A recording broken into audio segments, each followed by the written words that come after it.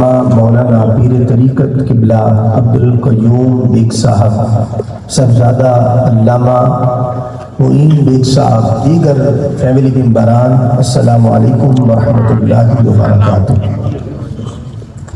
رب کے کرم اور فضل سے ایک بار پھر ہم سالانہ محفل میلاد کے انعقاد میں حاضر ہیں۔ رب کی بارگاہ میں دعا ہے، رب لن یزل میری اور آپ سب کی حاضری کو اپنی بارگاہ میں قبول فرمائے۔ حضرت صاحب نے بڑی محبت کے ساتھ، بڑی لگن کے ساتھ ایک عظیم الشان محفل کا انعقاد کیا۔ ان کی فیملی ممبران نے، ہم دعا گو ہیں اللہ تعالیٰ ان کی اس محبت کو، اس کاوش کو قبول فرمائے۔ ان کو اس محفل کے منعقد کرنے پر، ہم سب کو حاضر ہونے پر اللہ اپنی شان کے مطابق اجر عطا فرمائے۔ دوستو، چند باتیں ہم نے آج جو سمجھنی ہے، بڑی توجہ اور انہماک کے ساتھ آپ سماعت کریں گے۔ ہم نبی رحمت علیہ السلام کی یاد میں جو محفل میلاد کا انعقاد کرتے ہیں، اس کی شرعی حیثیت کیا ہے، اس کے بعد نبی رحمت علیہ السلام کی عظمت اور اس عظمت کے نتیجے میں ہمارے لیے سبق کیا ہے اور ہمیں کردار کون سا اپنانا چاہیے، اس پر ہم کچھ باتیں سمجھیں گے۔ جس طرح ہماری دیگر چیزوں میں بہت سی تبدیلیاں آئیں، اسی طریقے سے ہمارے عقائد کے معاملات کے اندر بھی بہت زیادہ تغیر اور تبدل ہوتا چلا گیا۔ جیسے ہی دیگر چیزوں میں ہم شرعی معاملات سے ناواقف ہیں، نابلد ہیں، اسی طریقے سے عقائد کے معاملات میں بھی ہم کم علم رکھتے ہیں۔ اس کم علمی کی وجہ سے لوگ ہماری عدم توجہ کی وجہ سے، عدم فہم کی وجہ سے ناجائز فائدہ اٹھا کر ہمیں دین کے راستے پہ جو چل رہے تھے اس سے ہٹانے کی کوشش کرتے ہیں۔ یقیناً آپ حضرات کے سامنے بھی اس طرح کے میسیجز آئے ہوں گے کہ میلاد النبی کی شرعی حیثیت کیا ہے، کیا قرآن میں موجود ہے، کیا نبی اکرم نے منایا ہے۔ اور جیسے جیسے معاملات بڑھتے جا رہے ہیں تو ہر سال کے اندر لٹریچر میسیجز بہت بڑھتے جا رہے ہیں۔ ہم نے ان باتوں کو سمجھنا ہے، اور اعلیٰ حضرت علیہ رحمہ نے تو پہلے فرما دیا، رہے گا یوں ہی تیرا چرچا رہے گا، رہے گا یوں ہی تیرا چرچا رہے گا، پڑے خاک ہو جائیں جل جانے والے۔ نعرہ تکبیر، نعرہ رسالت۔ اور آپ فرماتے ہیں، حشر تک ڈالیں گے ہم پیدائش مولا کے دن، حشر تک ڈالیں گے ہم پیدائش مولا کی دھوم، مثل فارس نجد کے قلعے گراتے جائیں گے، خاک ہو جائیں عدو جل کر، مگر ہم تو رضا، دم میں جب تک دم ہے ذکر ان کا سناتے جائیں گے۔ تو یہ لوگ اس طرح اعتراضات کرتے ہیں، کتب رسائل چھپا کر بانٹتے ہیں۔ تو سب سے پہلے ہم نے چند احادیث سے، قرآن پاک کی آیات سے اس کو سمجھنا ہے۔ یاد رکھیے، نبی رحمت علیہ السلام کا میلاد ہے کیا؟ پہلے آپ اس لفظ کو سمجھ لیجئے۔ میلاد، یہ میلاد سے لکھنا ہے، والدہ یلدو، یہ اصل میں ورب ہے، لفظ ہے عربک کا، اس کا معنی ہے پیدا ہونا۔ تو یہ میم اللہ سے میلاد بنا ہے، وہ کو یہاں سے بدلا گیا ہے عربی گرامر کے لحاظ سے۔ تو مقصد کیا ہے؟ کسی کی پیدائش کا ہونا، کسی کا دنیا میں آنا۔ میلاد النبی کا مقصد یہ ہے کہ نبی اکرم علیہ السلام کا دنیا میں تشریف لانا۔ اب اس میلاد کے اندر ہم نبی رحمت کی آمد کا تذکرہ کرتے ہیں، آپ کے فرمودات کو بیان کرتے ہیں، اور یہ کوئی شرک نہیں، حقیقت میں محفل میلاد منانا شرک کا انکار کرنا ہے، چونکہ رب العالمین لم یلد ولم یولد ہے، نہ وہ پیدا ہوا نہ اس سے کوئی پیدا ہو سکتا ہے۔ تو رب العالمین پیدا نہیں ہوا، جب کیونکہ رب کی صفت کیا ہے، وہ اس تخلیقی مادے سے پاک ہے، لم یلد ولم یولد اس کی شان ہے، تو پتہ چلا جو پیدا ہو وہ رب ہو ہی نہیں سکتا۔ تو یہ شرک نہیں بلکہ شرک سے انکار ہے۔ اب قرآن پاک کی جو آیت میں نے آپ حضرات کے سامنے تلاوت کی، رب کریم نے ارشاد فرمایا وَإِذْ أَخَذَ اللَّهُ مِيثَاقَ النَّبِيِّينَ، اور یاد کیجئے جب اللہ نے وعدہ لیا، پختہ وعدہ لیا نبیوں سے، اس بات کا لَمَا آتَيْتُكُم مِّن كِتَابٍ وَحِكْمَةٍ، جب تمہیں میں منصب نبوت و رسالت پر فائز کر دوں، تمہیں نبی کے مرتبے پر فائز کر دوں، تو لما آتیتکم من کتاب و حکمت ثم جاءکم، کتاب حکمت بھی تمہیں دے دوں، اور پھر تمہارے پاس اللہ کی طرف سے ایک پیغمبر آئے جو تصدیق کرنے والے ہوں اس کی جو تمہارے پاس کتب شریعت موجود ہے، لَتُؤْمِنُنَّ بِهِ وَلَتَنْصُرُنَّهُ، تم نے ان پر ایمان بھی لانا ہے اور ان کی تصدیق بھی کرنی ہے۔ تو یہاں ابھی دنیا میں کچھ نہیں بنا، دنیا کا وجود ہی نہیں ہے، رب العالمین نے عالم ارواح میں ایک جلسے کا انتخاب فرمایا۔ رب العالمین نے ایک جلسہ منعقد فرمایا جس جلسے میں صدارت رب کی تھی اور سماعت کرنے والے انبیاء کرام تھے۔ تو رب العالمین نے وعدہ دیا کہ اے نبیو تمہیں میں نبی بناؤں گا، رسول بناؤں گا، تمہیں منصب نبوت و رسالت پر فائز کروں گا، تو تم نے کرنا کیا ہے، تمہارا کام یہ ہے، تم نے جب نبی آخر الزمان تشریف لائیں گے تم نے ان پر ایمان بھی لانا ہے، ان کی تصدیق بھی کرنی ہے۔ تو دوستو یہاں پر نبی اکرم علیہ السلام کی آمد کا تذکرہ ہے۔ نبی رحمت کی آمد سے 1000 سال پہلے عالم ارواح میں رب العالمین نے انبیاء سے وعدہ لیا کہ میں اپنے آخری نبی کو تمہیں مبعوث فرماؤں گا، اگر تمہاری موجودگی میں وہ آ جائے تو ایمان لانا، ان کی تصدیق کرنا۔ کیا تم نے اس بات کا اقرار کیا؟ تو سب نے کہا ہاں ہم نے اقرار کیا۔ رب نے فرمایا تو میں بھی تمہارے ساتھ گواہوں میں سے ہوں۔ تو یہاں نبی رحمت کی آمد کا تذکرہ ہو رہا ہے، یہاں آمد رسول بیان ہو رہی ہے عالم ارواح۔ یہ کیا ہے؟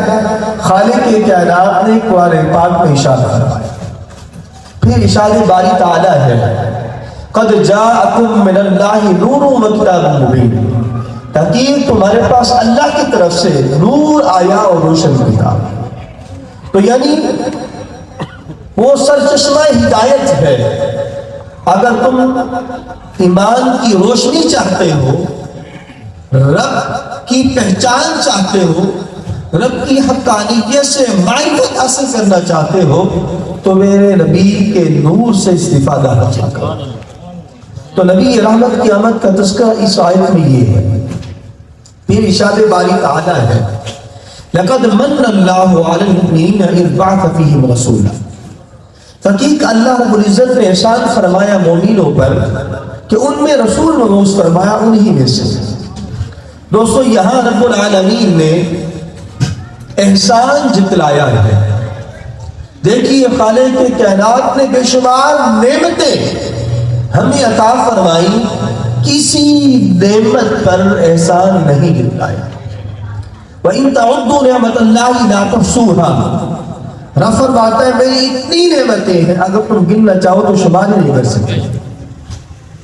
تو اتنی بڑی نعمتیں اللہ نے ہمیں دی ہیں، کسی بھی نعمت پر احسان نہیں جتلایا۔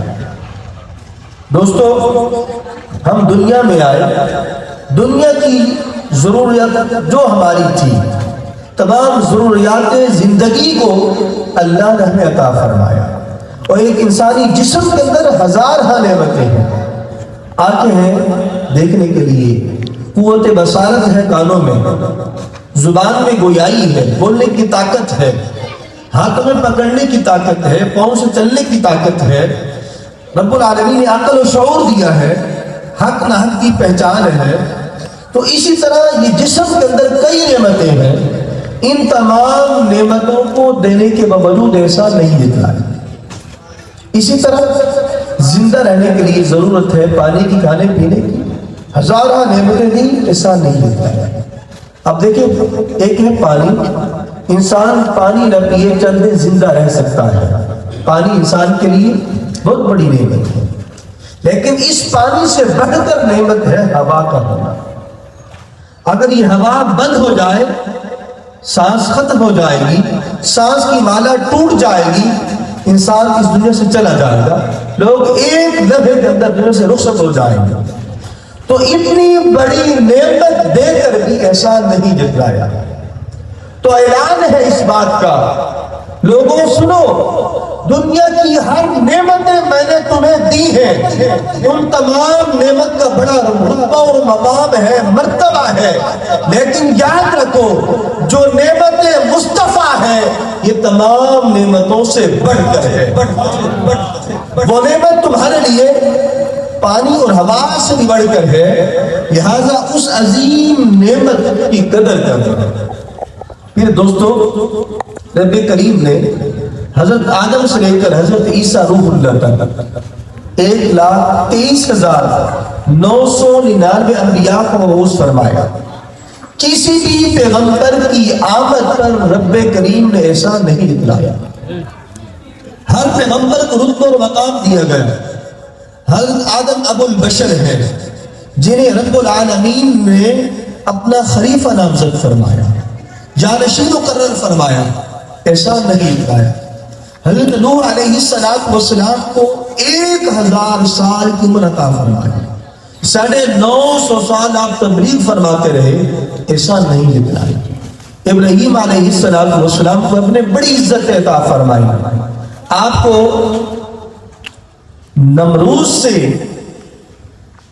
غلبہ عطا فرمایا، نارے نمرود کو گلزار بنا دیا، ایسا نہیں اطلاعیا۔ حضرت اسماعیل علیہ السلام کو چھری کے نیچے زندہ رکھا، ایسا نہیں اطلاعیا۔ حضرت یوسف علیہ السلام کو کنویں میں ڈال دیا گیا، کنویں سے صحیح سلامت واپس نکال دیا، اور پھر بڑی تکلیفات عطا فرمائی، آزمائش کو ان کے لیے۔ آپ غلامی کی زندگی بسر کرتے رہے، جیل میں گئے، یہ سب تکلیف آزمائشوں کے بعد پھر انہیں اللہ رب العزت نے مصر میں سلطنت عطا فرمائی۔ تو ان تمام نعمتوں پر بھی احسان نہیں جتلایا۔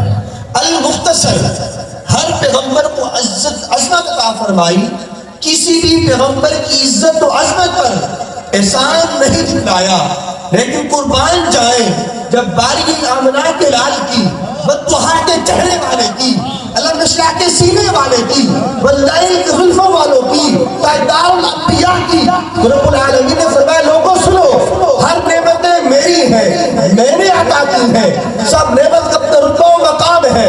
آدم کو میں نے پیدا کیا، عیسیٰ کو میں نے پیدا کیا، ہر پیغمبر کو میں نے پیدا کیا، لیکن کسی پیغمبر کی آمد پر میں نے احسان نہیں جتلایا۔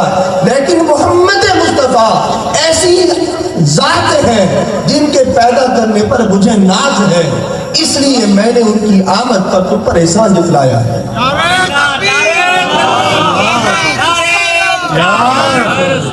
اور فرمایا میری ذات نے چاہا کہ میں اس عظیم احسان کو تمہارے سامنے بیان کر کے احسان جتلاؤں، لوگوں اس نعمت کی قدر کرنا، کہیں ایسا نہ ہو تم انہیں کوئی معمولی نعمت سمجھ بیٹھنا۔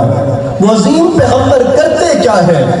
یتلو علیہم آیاتہ ویزکیہم ویعلمہم الکتاب والحکمہ وإن كانوا من قبل لفی ضلال مبین۔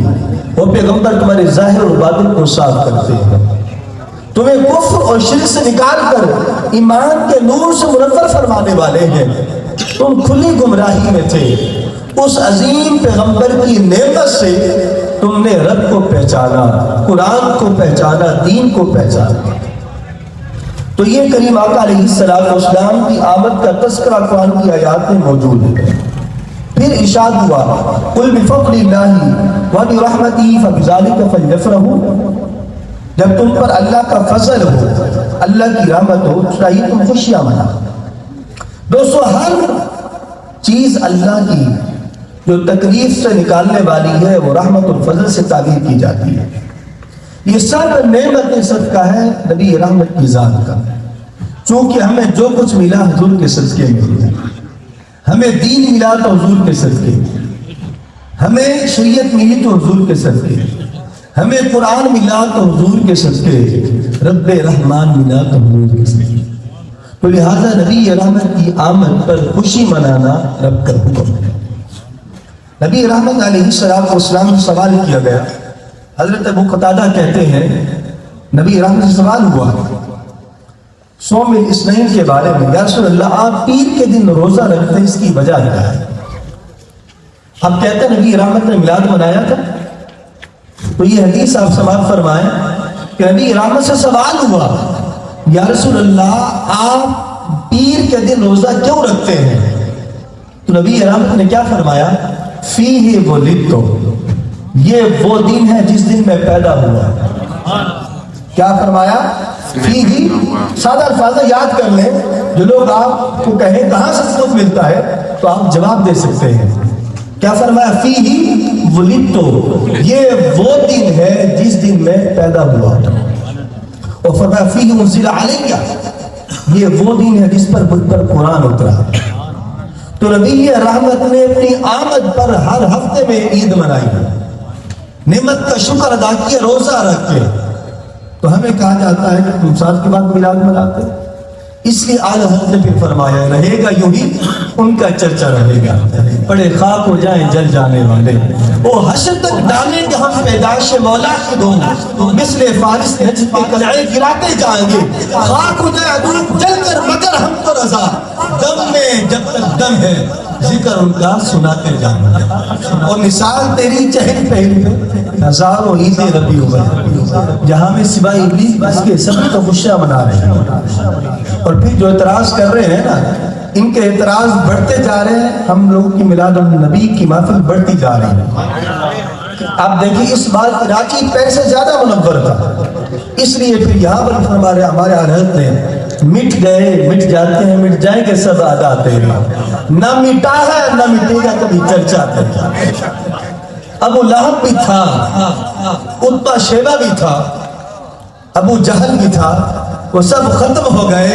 حضور کے ماننے والے آج بھی ہیں تا قیامت رہیں گے، کیونکہ وجہ یہ ہے رب العالمین نے فرمایا وَرَفَعْنَا لَكَ ذِكْرَكَ، اے محبوب ہم نے آپ کے ذکر کو آپ کے لیے بلند فرما دیا، اور فرمایا اِذَا ذُكِرْتُ ذُكِرْتَ مَعِي، جہاں میرا ذکر ہوگا وہاں تیرا ذکر۔ اور ایک بات اگر آپ کی توجہ ہو تو ہم سمجھ سکتے ہیں ہمارے آقا کی ناز، آقا کی عظمت، آقا علیہ السلام کی رفعت اس کائنات کی محتاج ہی نہیں ہے۔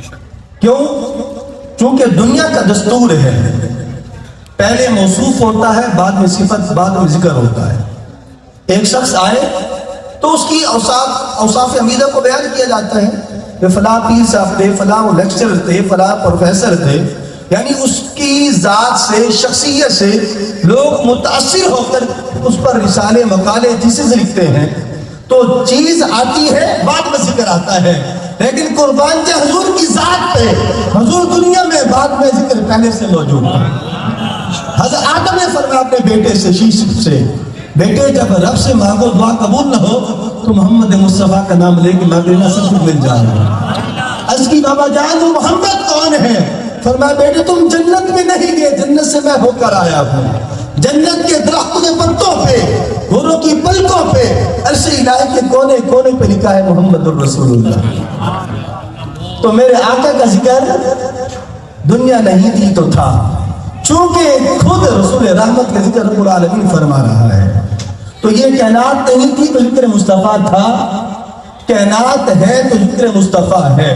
کل من علیہا فان، ہر شے فنا ہو جائے گی، وَيَبْقَى وَجْهُ رَبِّكَ ذُو الْجَلَالِ وَالْإِكْرَامِ، رب کی ذات باقی ہے تو ذکر مصطفیٰ بھی باقی رہے گا۔ اور پھر دیکھیے نبی اکرم علیہ السلام کی عظمت دیکھیے، نبی اکرم علیہ السلام نے کیا فرمایا؟ انا سید ولد آدم، لوگوں سنو میں اولاد آدم کا سردار ہوں۔ اب چونکہ ٹائم مختصر ہے، 2-3 حدیثیں ہیں، اس سب کو میں جوڑ کے بیان کر رہا ہوں۔ نبی رحمت علیہ السلام جو ہے ہماری انشاءاللہ شفاعت فرمائیں گے، اور نبی رحمت علیہ السلام نے فرمایا میرے ماننے والے قیامت کے دن سب سے زیادہ ہوں گے۔ اس میں بھی کریمات کی عظمت کا اظہار ہے۔ دیکھیے 120 صفحے ہوں گی امتوں کی، کتنی صفحے ہوں گی؟ 120 صفحے، جس میں سے 80 صفحے امت محمدیہ کی ہوں گی۔ 80 صفحے کس کی ہوں گی؟ امت محمدیہ کی ہوں گی۔ اور نبی رحمت علیہ السلام فرماتے ہیں کہ میں کیا ہوں؟ اولاد آدم کا سردار ہوں، اور فرمایا قیامت کے دن لواء الحمد بھی میرے ہاتھ میں ہے، اور انبیاء بھی میرے اس جھنڈے کے نیچے ہوں گے۔ کیا فرمایا؟ انبیاء بھی میرے جھنڈے کے سائے میں ہوں گے۔ اچھا یہ 2 حدیثیں ہیں، ایک تو یہ حدیث ہے کہ تمام امتیں اپنے اپنے پیغمبروں کے پاس جائیں گے، حضرت آدم سے لے کر حضرت عیسیٰ روح اللہ تک سب کے پاس جائیں گے۔ کس بات کے لیے؟ کہ ہماری سفارش کیجیے، ہمیں رب کی بارگاہ سے سفارش کر کے جہنم سے نکلوا کے جنت میں داخل فرما دیجیے۔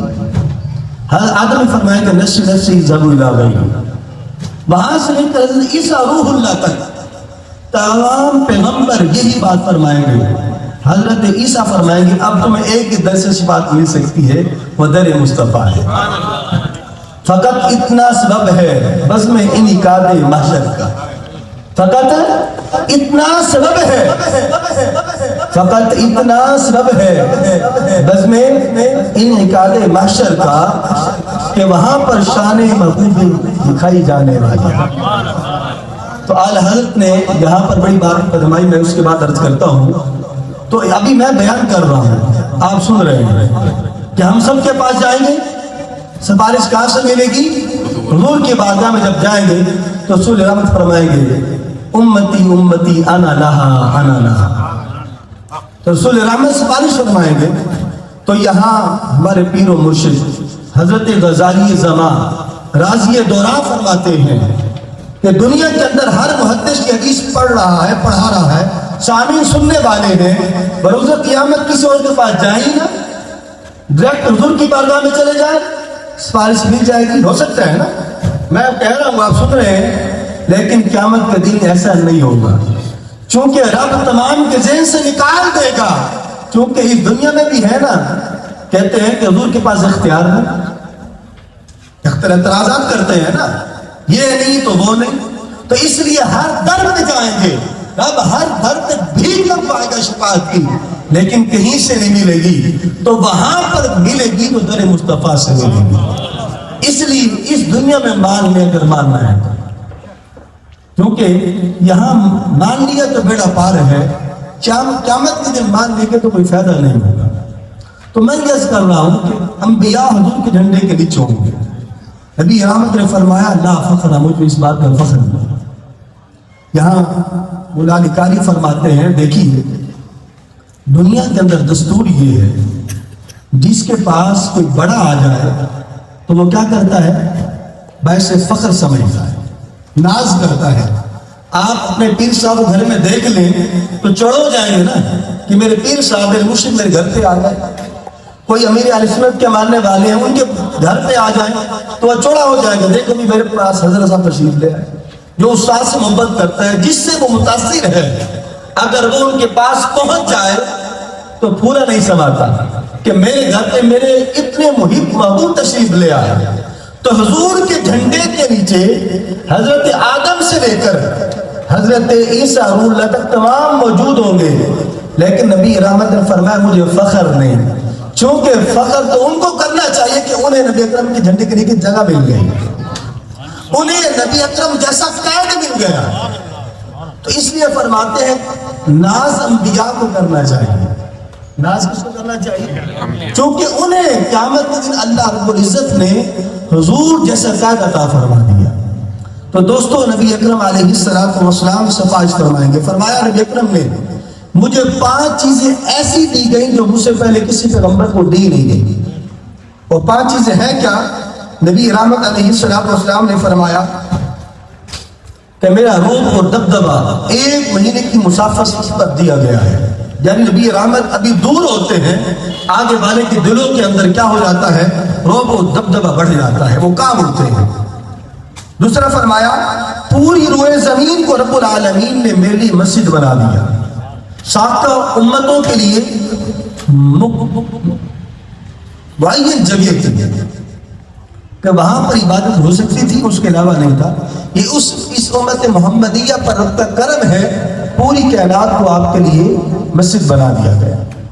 دوسرا کسی بھی امت کے لیے مال غنیمت حلال نہیں تھا، اس امت کے لیے رب العالمین نے حلال فرمایا. پھر فرمایا کہ رب العالمین نے مجھے پوری کائنات کے لیے رسول بنا کر بھیجا ہے. قل یا ایھا الناس انی رسول اللہ الیکم جمیعا. سابقہ نبی آئے، کوئی کسی قوم کے لیے آئے، قوم عاد کے لیے، قوم ثمود کے لیے، قوم مدین کے لیے، مختلف امتوں کے لیے رسول آئے. لیکن ہمارے جب آقا تشریف لائے تو رسول رحمت تمام کائنات کے لیے رسول بن کر تشریف لائے. اس لیے اعلیٰ حضرت فرماتے ہیں خلق سے اولیاء، اولیاء سے رسول، اور رسولوں سے اعلیٰ ہمارا ہے. اور پھر کہیں میں آپ کو اکرم علیہ السلام نے فرمایا اللہ رب العزت نے مجھے شفاعت کا عظیم رتبہ عطا فرمایا ہے، مجھے شفیع بنایا ہے. کیا فرمایا؟ مجھے شفاعت کا حق عطا فرمایا ہے. یعنی نبی رحمت ہماری سفارش فرمائیں گے. اس لیے پیش حق مدعا شفاعت کا سناتے جائیں گے، پیش حق مدعا شفاعت کا سناتے جائیں گے. آپ روتے جائیں گے، ہم کو ہنساتے جائیں گے. اور وسعتیں دی ہیں خدا نے دامن محبوب، وسعتیں دی ہیں خدا نے دامن محبوب کو. جرم کھلتے جائیں گے اور وہ چھپاتے جائیں گے، جرم کھلتے جائیں گے اور وہ چھپاتے جائیں گے. نبی اکرم علیہ السلام وکیل بھی ہے، شفیع بھی ہے. دنیا کے اندر وکیل جو ہوتا ہے، جب کسی عدالت کے اندر موکل کا کیس دائر ہوتا ہے تو وکیل اس کے لیے دلائل دیتا ہے کہ میرے موکل نے جو مجرم ہو یا ملزم ہو کہ یہ کیس نہیں، یہ معاملہ نہیں کیا، یعنی اس کو چھوڑ دیا جائے. تو وکیل کے دلائل پختہ ہو تو موکل کی جیت ہوتی ہے. اگر کمزور ہو یا کیس ہار جائے تو وکیل کا ہارنا موکل کا ہارنا ہوتا ہے. یعنی وکیل اس کی غلطی کو تسلیم ہی نہیں کرتا، کہتا ہے اس نے کیا ہی نہیں ہے. تو یہاں علماء فرماتے نبی اکرم علیہ السلام قیامت کے دن وکیل نہیں ہوگے، شفیع ہوگے. رب العالمین کی بارگاہ میں فرمائیں گے اے باری تعالیٰ میری امت گنہگار ہے، میں مانتا ہوں، لیکن میرا آنا دیکھ کے ان کو بخش دیا جائے. تو حضور اکرم اپنی رب کی بارگاہ میں سر سجدے میں رکھ کے اس امت کی بخشش فرمائیں. تو دوستو نبی اکرم دنیا میں تشریف لائے تو زبان پر تھا امتی امتی. معراج کی رات رب کی بارگاہ میں گئے، وہاں بھی صدا تھی امتی امتی. قیامت کے دن بھی یہ امت کی غمخواری فرمائے. آج سوال اس بات کا ہے یہ امت اپنے نبی سے کیا کر رہی ہے؟ نبی رحمت علیہ السلام سے محبت کرنا ہمارا اعلان تو ہے، لیکن اس محبت کے اندر عمل اور کردار نہیں. یاد رکھیں یہ محبت رسول کوئی شو پیس نہیں ہے کہ الماری میں سجا دیا جائے، دکھا دیا جائے. کردار بہتر ہوگا تو عمل حقیقی صورت میں جو ہم نبی اکرم سے محبت کرتے ہیں، عملی کردار سے ثبوت ملے گا. کردار درست نہیں تو دعویٰ درست نہیں. لہٰذا نبی اکرم علیہ السلام کی سیرت طیبہ، کریم اکرم علیہ السلام کی ذات، رسول اکرم کی محبت ہم سے یہ مطالبہ کرتی ہے اے بندہ مومن تو جس بات کا دعویٰ کر رہا ہے، اس دعوے میں دلیل دے اپنے کردار سے، اپنے اخلاق سے، اپنے معاملات سے آج ہم پریشان ہیں، مشکلات کا شکار ہیں۔ امت مسلمہ تو دنیا میں سرداری کے لیے آئی تھی، آج امت رسوا ہے۔ وجہ کیا ہے؟ کہ ہم نے اپنے آپ کو دامن مصطفیٰ سے دور کر دیا ہے۔ آج بھی اگر ہم اپنے مقام کو حاصل کرنا چاہتے ہیں، اپنے کھوئے عزت کو حاصل کرنا چاہتے ہیں، تو ایک ہی راستہ ہے، وہ در مصطفیٰ کا راستہ ہے۔ آئیے جھک جائیے حضور کی بارگاہ میں۔ رب العالمین نے قرآن پاک میں ارشاد فرمایا، لَقَدْ كَانَ لَكُمْ فِي رَسُولِ اللَّهِ أُسْوَةٌ حَسَنَةٌ، تاکہ تمہارے لیے رسول رحمت کی زندگی مشعل راہ ہے۔ یعنی تم کامیابی چاہتے ہو تو میرے محبوب کی سیرت کو اپنا لو، کردار کو اپنا لو، تو تم کامیاب ہو جاؤ گے۔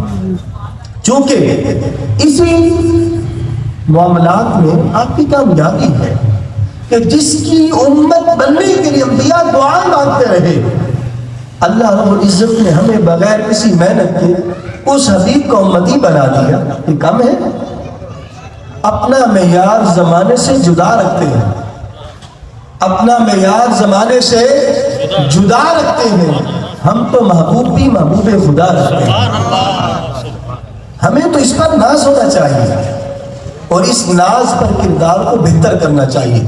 آخری حدیث بیان کر رہا ہوں، نبی رحمت علیہ السلام نے فرمایا، ان الاسلام بدا غریب، جب اسلام کا آغاز تھا تو اسلام غریب اجنبی تھا، اسے کوئی قبول نہیں کرتا تھا۔ فرمایا سعود للغرباء، وقت آئے گا قریب اسلام غریب ہو جائے گا، غریبوں کی طرف لوٹ جائے گا۔ فرمایا طوبوا للغرباء، غرباء کے لیے خوشخبری ہے۔ تو دوستو، اسلام آغاز میں کیا تھا؟ کمزور، غریب تھا، کوئی بھی اس کو ماننے کے لیے، قبول کرنے کے لیے تیار نہیں تھا۔ آج وہی دور ہے۔ یہ مقصد ہرگز نہیں کہ یہ محتاج ہے، دین کسی کا محتاج نہیں۔ مقصد کیا ہے؟ اس وقت دین کو قبول کرنا مشکل حالات میں تھا۔ دین کو قبول کرنا اپنے آپ کو، جان کو، اولاد کو، مال و زر کو خطرے میں ڈالنا تھا۔ حضرت زنیرہ کی آنکھیں نکالی گئی، حضرت یاسر و سمیہ کو شہید کر دیا بے دردی سے، حضرت بلال کو تپتے ہوئے ریگستان میں گھسیٹا گیا، جلتے ہوئے کوئلے ڈالے گئے۔ اس دین کے لیے رسول رحمت نے غزوہ احد کے اندر بڑی تکلیفات کا سامنا کیا۔ تو جس عظیم دین کے لیے اتنی قربانیاں دی گئیں، تو آج ہم غور کریں اس دین کے لیے ہم کیا کر رہے ہیں۔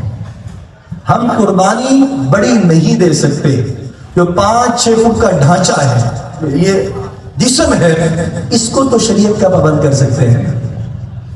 آج ہم حضور سے محبت کرتے ہوئے حرمین طیبین کا رخ کرتے، 1000 روپے لاکھوں روپے خرچ کر کے جاتے ہیں، لیکن یہاں پر رہ کر پیسے خرچ کر کے داڑھی کٹاتے ہیں، بغیر کسی خرچ کے نماز پڑھیں۔ حضور کریم آقا نے فرمایا، جو لت کو رکعین بالصلاۃ، نماز میری آنکھوں کی ٹھنڈک ہے، اس میں میری آنکھوں کی ٹھنڈک رکھی گئی ہے۔ تو یہاں بیٹھ کے بغیر کسی محنت و مشقت کے ہم حضور کی محبت کو حاصل کر سکتے ہیں۔ تو لہٰذا یہ چند چیزیں اس کے تقاضے ہیں۔ اگر ہم دنیا میں آخرت میں کامیابی چاہتے ہیں تو میں اور آپ اپنے کردار کو، اخلاق کو بہتر کریں۔ آخری چیز عرض کر رہا ہوں، نبی رحمت علیہ السلام نے فرمایا، کل بروز قیامت میزان عمل میں اخلاق حسن سے بڑھ کر اور کوئی چیز نہیں ہے۔ اور یہ فرمایا، کل تم میں سے میرے قریب وہ شخص ہوگا جس کے اخلاق سب سے اچھے ہیں۔ آج ہم حضور سے محبت کرتے ہیں اور حضور کی مائیت جنت میں چاہیے، کس کس کو چاہیے؟ آپ کرا گئے، سب کو چاہیے نا۔ تو کب ملے گی؟ جب ہم اخلاق کو درست کریں گے۔ وَعِشْتُ لِيُتَمِّمَ مَكَارِمَ الْأَخْلَاقِ، فرمایا دنیا میں میں اس لیے مبعوث کیا گیا ہوں کہ میں اخلاق کو مکمل کروں۔ نبی رحمت کو بڑی تکالیف آئیں اور لوگوں نے ظلم کے پہاڑ توڑے، لیکن نبی اکرم نے کسی کی دعائیں ضرر نہیں فرمائی۔ فرمایا اللہم اہد قومی فإنہم لا یعلمون، اللہم اہد قومی فإنہم لا یعلمون، اے مولا میری امت نہ سمجھ ہے، اسے علم نہیں، ہدایت عطا فرما۔ تو میں اور آپ کسی کے لیے دعائیں ضرر نہ کریں، اپنے معاملات کو بہتر کریں۔ اگر حضور سے محبت کریں گے، وفا کریں گے تو کامیاب ہیں۔ کی محمد سے وفا کونے تو ہم دے رہے ہیں، کی محمد سے وفا کونے تو ہم تیرے ہیں، یہ جہاں چیز ہے کیا لوح و قلم تیرے ہیں، اور قوت عشق سے ہر پست کو بالا کر دے، قوت عشق سے ہر پست کو بالا کر دے، دہر میں عشق محمد سے اجالا کر دے۔ آمین۔ واخر دعوانا الحمدللہ رب العالمین۔